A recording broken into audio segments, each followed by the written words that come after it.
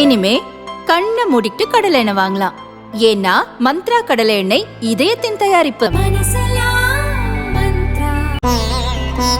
தினம்தோறும் விளக்கேற்ற நல்ல எண்ணெய் இதயம் நல்லெண்ணெய்.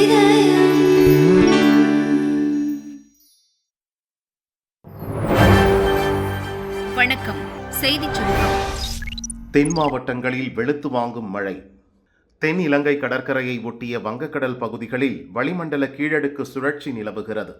இதன் காரணமாக இன்றும் நாளையும் தென் தமிழகத்தில் அநேக இடங்களிலும் வட தமிழகத்தில் ஓரிரு இடங்களிலும் லேசானது முதல் மிதமான மழை பெய்யக்கூடும் என வானிலை ஆய்வு மையம் தெரிவித்தது.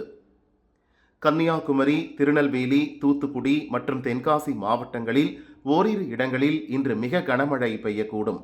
ராமநாதபுரம், சிவகங்கை, விருதுநகர், மயிலாடுதுறை, நாகப்பட்டினம், திருவாரூர், தஞ்சாவூர், புதுக்கோட்டை மாவட்டங்களில் கனமழையும் ஓரிரு இடங்களில் இடி மின்னல் மற்றும் மணிக்கு 30 முதல் 40 கிலோமீட்டர் வேகத்தில் பலத்த காற்றுடன் மழை பெய்யும் என கூறியது.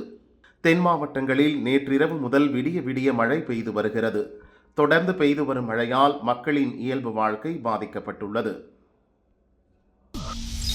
ரேஷனில் ரூபாய் 6000 நிவாரணத் தொகை கண்காணிக்க அதிகாரிகள் நியமனம். வெள்ளத்தால் பாதிக்கப்பட்ட சென்னை, காஞ்சிபுரம், செங்கல்பட்டு, திருவள்ளூர் மாவட்ட ரேஷன் கார்டுதாரர்களுக்கு தலா 6000 ரூபாய் நிவாரணத் தொகை வழங்கப்படும் என தமிழக அரசு அறிவித்துள்ளது. முதல்வர் ஸ்டாலின் சென்னை வேளச்சேரியில் நிவாரணத் தொகை வழங்கும் பணியை இன்று தொடங்கி வைக்கிறார். அதைத் தொடர்ந்து 4 மாவட்டங்களில் உள்ள ரேஷன் கடைகள் வாயிலாக கார்டுதாரர்களுக்கு நிவாரணத் தொகை வழங்கப்படுகிறது. பணத்தை கவரில் வழங்கக்கூடாது. கார்டுதாரர்களின் கைகளில் வழங்கி பதிவேட்டில் கையெழுத்து வாங்கும்படியும் ஊழியர்களுக்கு கூட்டுறவுத்துறை உத்தரவிட்டுள்ளது. நிவாரணத் தொகை வழங்குவதை கண்காணிக்க சென்னையில் 15 மண்டலங்கள் மற்றும் செங்கல்பட்டு, காஞ்சிபுரம் மாவட்டத்திற்கு தலா ஒரு IAS அதிகாரியும், திருவள்ளூர் மாவட்டத்திற்கு 2 IAS அதிகாரிகளை கண்காணிப்பு அதிகாரிகளாக அரசு நியமித்துள்ளது. காசி தமிழ் சங்கமம் இன்று துவக்கம். பிரதமர் மோடி பங்கேற்பு. வாரணாசிக்கும் தமிழகத்துக்கும் இடையே உள்ள வரலாற்று கலாச்சார இணைப்புகளை வெளிப்படுத்தும் காசி தமிழ் சங்கம நிகழ்ச்சியை பிரதமர் மோடி இன்று தொடங்கி வைக்கிறார். இந்த நிகழ்ச்சி 30ஆம் தேதி வரை நடக்கிறது. கன்னியாகுமரி, வாரணாசி தமிழ் சங்கமம் சிறப்பு ரயில்களையும் மோடி தொடங்குகிறார்.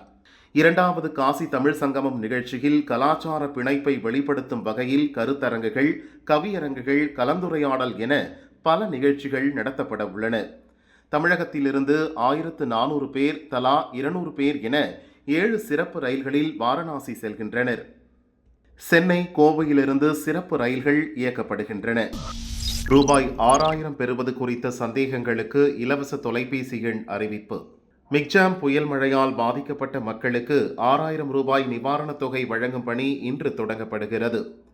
நிவாரணம் பெறுவது குறித்த மக்களின் சந்தேகங்களை தீர்க்க சென்னை எழிலகத்தில் கட்டுப்பாட்டு அறை அமைக்கப்பட்டுள்ளது. மக்கள் 1100 என்ற கட்டணமில்லா தொலைபேசி எண் மற்றும் 0448592828 என்ற தொலைபேசி எண்ணிலும் சந்தேகங்களை கேட்டு அறிந்து கொள்ளலாம். காலை 8 மணி முதல் இரவு 8 மணி வரை கட்டுப்பாட்டு அறை செயல்படும் எனவும் அரசு தெரிவித்துள்ளது. காங்கிரசுக்கு ஒற்றை இலக்கத்தில் சீட் ஒதுக்கும் மாநில கட்சிகள். சமீபத்தில் நடந்து முடிந்த 5 மாநில சட்டசபை தேர்தலில் வட மாநிலங்களில் படுதோல்வியை சந்தித்தது காங்கிரஸ். இது எதிர்க்கட்சிகள் கூட்டணியில் உள்ள மாநில கட்சிகளை மகிழ்ச்சியில் ஆழ்த்தியுள்ளது. காரணம், லோக்சபா தேர்தலில் அதிக சீட்களை மாநில கட்சிகளிடம் கேட்க முடியாத நிலையில் உள்ளது காங்கிரஸ். கூட்டணி கட்சிகளிடம் தொகுதி பங்கீடு குறித்து காங்கிரஸ் பேச்சை துவங்கிவிட்டதாம். மம்தாவின் திரிணாமுல் காங்கிரஸ், உத்தரப்பிரதேசத்தில் சமாஜ்வாதி, பீகாரில் லாலு மற்றும் நிதிஷ்குமார் ஆகியோர் காங்கிரசுக்கு அதிக சீட் தர தயாராக இல்லை. எங்கள் மாநிலங்களில் காங்கிரசுக்கு தொண்டர்களே கிடையாது. அப்படி இருக்க எதற்கு அதிக சீட் ஒதுக்க வேண்டும் என இந்த கூட்டணி கட்சிகள் காங்கிரசுக்கு நெருக்கடி கொடுக்க ஆரம்பித்து விட்டன. மேற்கு வங்க முதல்வர் மம்தாவுடன் ராகுல் காந்தி பங்கீடு தொடர்பாக பேச்சு நடத்தி முடித்து விட்டாராம். மொத்தமுள்ள 42 தொகுதிகளில் 3 மட்டுமே காங்கிரசுக்கு ஒதுக்க முடியும் என மம்தா கராராக கூறியுள்ளார்.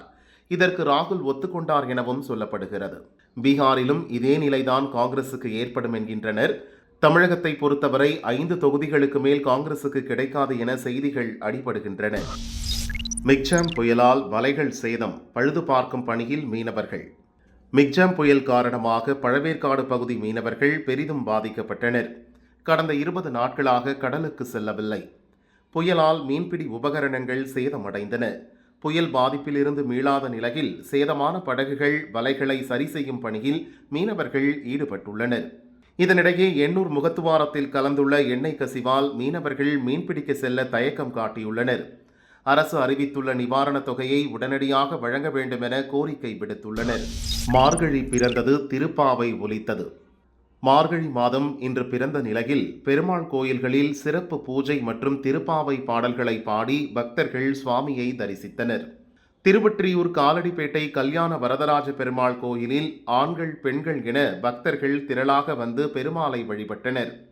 போகி பண்டிகை அன்று ஆண்டாள் திருக்கல்யாணம் நடைபெற உள்ளது. முன்னதாக பக்தர்கள் வீடுகளில் மாக்கோலமிட்டு பூசணி பூ வைத்து விளக்கேற்றி வைத்தனர்.